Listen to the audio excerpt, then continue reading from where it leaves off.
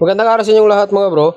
So, mayroon lang kasi nagtanong sa akin paano daw magpalit ng coolant sa mga NS200, RS200 na FI, NS na carb, tsaka FI, halos pares lang po.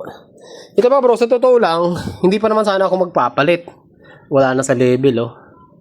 Ito pala mga bro, yung bagong unit na ginagamit natin. So, hindi na ako updated dito sa YouTube channel mga bro. Pero, nagkaroon tayo ng iba't ibang service na motor. So bali mga bro, nagkaroon tayo ng mga Mio, NMAX, Xerox, PCX. Nag-Dominar din tayo mga bro. Nabenta natin yung Dominar. Ito yung pinalit yung NS200. So nakagamit naman ako nito dati, pero gusto ko lang bumalik sa NS200. Ito na yung ginagamit natin mga bro. So dahil dun sa nag-request, yan, kung paano magpalit ng radiator coolant or yung coolant natin. Ito po yung coolant. So magpapalit tayo ngayon. Alang-alang doon sa nag-request. At bago natin umpisahan yung ating video, kung mahilig po kayo sa mga ganitong tutorial, huwag niyo pong kalimutan mag-subscribe. Para po lagi kayong updated tuwing mag-upload po tayo ng mga panibagong tutorials.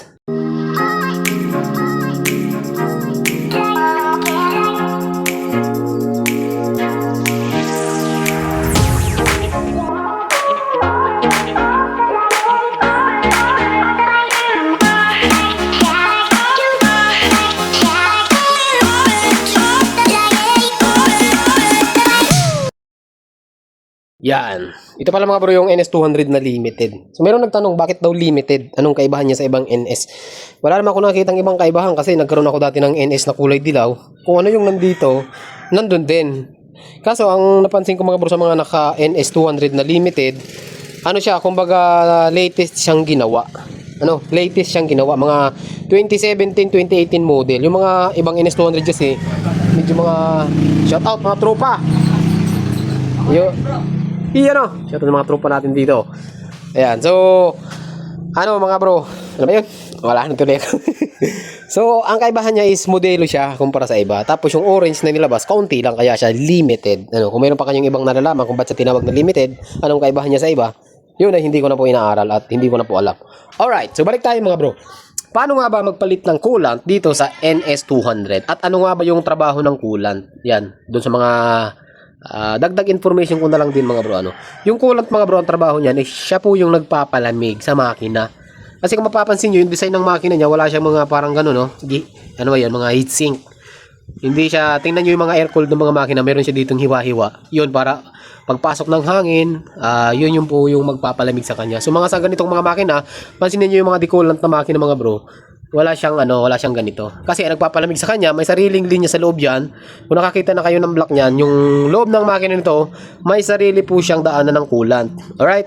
So, yung coolant, dumadaan dyan, ikot-ikot lang siya dyan, yun yung nagpapalamig. Ngayon, pag sobrang init na, may mga radiator fan po tayo. Ayan, mayroong radiator fan sa loob na pag na-detect niya na-reach niya na yung tamang temperature ng coolant, kusang iikot po yan. Ang trabaho naman ng fan ay siya yung, habang yung coolant dumadaloy sa ating daanan, sa radiator natin, ito yung radiator, wala na ngayong cover, mayroong fan sa likod dyan, yun naman yung bumubuga ng hangin, humihigop, bumubuga, ayan. Siya na yung nagpapalamig ng coolant. Tuloy-tuloy lang, ikot. Ayan, kaya delikado mga bro yung may mga coolant kasi possible na maghalo yung langis at saka yung coolant. Yun na nga yung nangyayari dito. Right, so yun lang. Dagdag ko lang sa dito. Doon sa nagtanong. So dito mga bro sa NS200, kapag magdi-drain kayo, napakadali lang Kung stock naman yung NS200 nyo, ito yung ating rotor. Dito yung nagpapaikot sa coolant natin. So hindi nyo kailangan tanggalin ng buyan mga bro. Mayroon lang ditong 8mm na may washer. So ang gagawin nyo dyan mga bro ay luluwagan lang po natin yan. So, kuha lang kayo ng lagayan. Kuha tayo ng lagayan mga bro. Kaya, kuha lang tayo ng lagayan. Hindi ko pa naman sana papalitan to Kaso mayroon nag-request. Kaya pagbibigyan ko yung nagre-request sa atin. So, unti-unti ko na mga ibabalik yung mga full tutorial video natin. Kasi napapansin ko, ang papangit na ng mga video natin. Okay, so kuha lang ako ng 8mm mga bro. Balikan ko kayo para tanggalin natin yan. Medyo malakas yung hangin dito mga bro, baka medyo maingay sa video, pagpasensyahan nyo na mga bro. So ito, gamit kayo ng 8mm dito. So advice ko, gumamit kayo ng tamang tools dito. Huwag kayo gumamit ng yung open kasi baka masira or baka mabilog. Kaya tanggalin nyo lang yan. Konti lang yung lalabas dito mga bro. Kaya tanggalin nyo. Pakapalit ko lang nito nung nakaraan, papalit na naman ako May nag-request kasi eh. Madali lang din naman sana ito at saka hindi ako nagkakamali. Meron ako mga video nito. Ngayon, ba't walang lumabas? Kahit tanggal na. Kasi, ano po yan, walang hangin na pumapasok. So dito, kahit naman mga bro, hindi nyo tanggalin to, kaya naman yan. Ay, matigas nga lang. Ito yung, bali may dalawa tayo ditong ano. Ayan o. Dalawa. Ito yung main. Hindi kita. Ayan, dalawa. Ito yung main, ito yung reserve natin. Main, reserve. So, tanggalin lang natin to. May nakasulat naman yan eh. Mas maigi mga bro kung matatanggal natin yung buong ano. Ito yung main, ay ito yung reserve natin. Ito, tanggalin din natin to. Yan. So, dito natin dukutin mga bro. Medyo matigas lang to, pero pwede nyo pukpukin ng kaunti dito. Mayroong hiwa naman yung kaunti. Ayan o, kita nyo yan o. Dahan-dahan lang, huwag naman masusugatan. Ngayon, kung ayaw nyo ng ganito mga bro, yan, tumagas na o. Dahil naluwagan na natin ng kaunti. Pwede nyo naman kalasin yung tangke. Napakadali lang din naman kalasin yung tangke nito. Yan, gagawa rin tayo ng step by step tutorial dyan. Wala pa tayong step by step. Pero mayroon ako mga video sa YouTube kung paano kalasin yan. Pero hindi nga lang step by step. Okay, luwagan lang natin. Ayan o. Tignan nyo, bagong bago pa o. Pinatanggal nyo lang sa akin o. O. Bago pa yan, boy. Ayan. O, ganun lang mga bro. Yan. Okay. So, antayin lang natin. Pero dapat mga bro, kapag gagawin nyo to, mayroon kayong pamalit. Yan, dapat mayroon po kayong pamalit na coolant. So, kulay green yan. Ito naman, subukan natin to mga bro. Ito yung, ano yan, top best coolant. Yan. Top best coolant. Palitan natin ng pink. Pwede kayo magpalit ng pink, pwede rin naman ng green. Pero, sana, mas maganda mga bro, wag nyong paghaluin yung coolant. Ano, wag nyong paghaluin yung pink tsaka yung green. Baka mag-iba yung kulay niya. So, ito, kung gusto nyong i-drain to, ayan, gusto nyong i-drain to, dito, tatanggalin nyo to. Ayan. Tatanggalin nyo lang to mga bro. Ayan. Ito yung reserve natin. So, tanggalin din natin yan. Grabe, ang ganda pa ng coolant ko. Actually, mga bro, kakapalit ko lang talaga yan. Kaso, nung nagpalit ako niyan, wala naman, hindi ko naman ginawa ng video kagaya nito. Ayan, tanggalin lang natin to. Madali lang naman sana kasi ito mga bro eh. Ayan, sa bagay, gagawa tayo ng tutorial kasi ito yung channel natin. Ayan, pag tinanggal nyo, tutorial nga tayo, di ba? Ayan. Yan. Ayun. Tanggalin lang natin lahat yan mga bro. Tapos, ayun lang, ganun lang. Simple lang. Napakadali lang. Ayan, wala na yan, oh. Yan. Antayin lang natin, tapos mag-ready na kayo. Kailangan natin dyan mga bro ng magandang imbudo para sa pagsasalin. Kasi kapag wala kayong imbudo gagamitin, baka mahirapan po kayo dito. Alright? Kapag wala nang pumapatak dyan, ayan, pwede nyo na po ito ibalik. So, dahan-dahan lang sa pag-ano nito mga bro, kasi baka maputol to. Oh. Dahan-dahan lang. Ayan. Meron pa mga laman yung uso. Yan. Alright. So, meron naman akong pink dyan na, ay, meron naman akong green dyan na, ano, kulat. Marami kasi akong kulat na stock mga bro eh.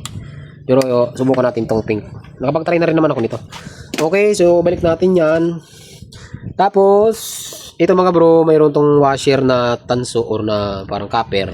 Huwag yung kakalimutan para hindi tumagas. So, balik lang natin. Ayan o. Dito kasi yung drain yan. Yung iba kasi sa block. Ito dito lang. Yan. Okay?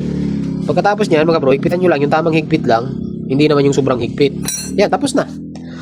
At, gamit tayo ng, dahil orange yung tangke, orange din. Joke lang mga bro. Kahit ano naman na yung budupid. Yan, lagyan nyo dito. Ayan o. Tapos, buksan ng coolant. Tanggalin natin. Pensya na kayo mga bro. Wala kasi akong taga-video. Ako lang naman mag-isa. Buksan natin to. O, doon din siya nagtanong kung kasya daw ba yung 1 litro. Subukan natin. Para magkaalaman. Ayan. Ayan. Uy. Diba? Yan, dahan-dahan lang. Tingnan natin, makakulangin eh. Mabubuhos naman yan mga bro pagka napuno na.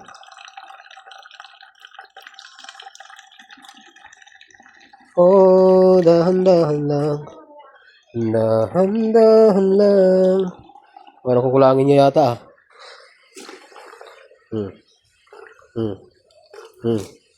Tingnan ko daw. Sakto na. Kunting-kunti na lang. Yun oh. Iba na ang tunog niya eh. Parang mapupuno na talaga eh. Ito pabuhusin na natin. Yun. Ayan oh. Pero nakakulo pa eh. Pero wala puno na eh. Oh. Nakita ko na yung coolant eh. Kita nyo ba? Kita nyo ba yan? Yun. Okay, konti pa. Punuin na natin. Yan. Puno. Ayun, puno. Oh. Yan, nabula-bula pa naman eh. Apa, kulay pink. Ngayon, pagkatapos yan mga bro, dito naman tayo sa isa. Ayan, tingnan natin. Tapos, ayan, ito yung reserve natin. Ayan, titingnan nyo mga bro, merong label yan. Ayan, min or minimum, max. Ano ba yan? Hindi na kasi mabasa eh. Pero merong guhit dyan, maximum, minimum. So, lagyan natin. Uy, hindi nakikita. Kulang, kulang, kulang. Ayan na. Ayan na. Ayan na. Ayan na. Ayan na. Ayun, kulang. Kulang tayo ng kaunti. Kita niyo ba yan mga bro? Kulang ng kaunti yung 1 litro. Pero kung hindi natapon dito, mukhang sakto lang ngayon kasi punong-puno kasi talaga yung ano eh. Punong-puno yung coolant dito eh. So, kuha tayo. Yan. Kuha tayo mga bro. Pero wala naman yan. Bibilhan ko na lang muna kasi yung coolant ko nasa ilalim pa mga bro. Hahalukayin ko pa eh. Ngayon, pwede ko naman ito isalin pero ayaw ko nga kasing magdalawang kulay. So, bibili na lang tayo ng pink na bibili na tayo ng pink na top best ulit para isang brand lang din sila.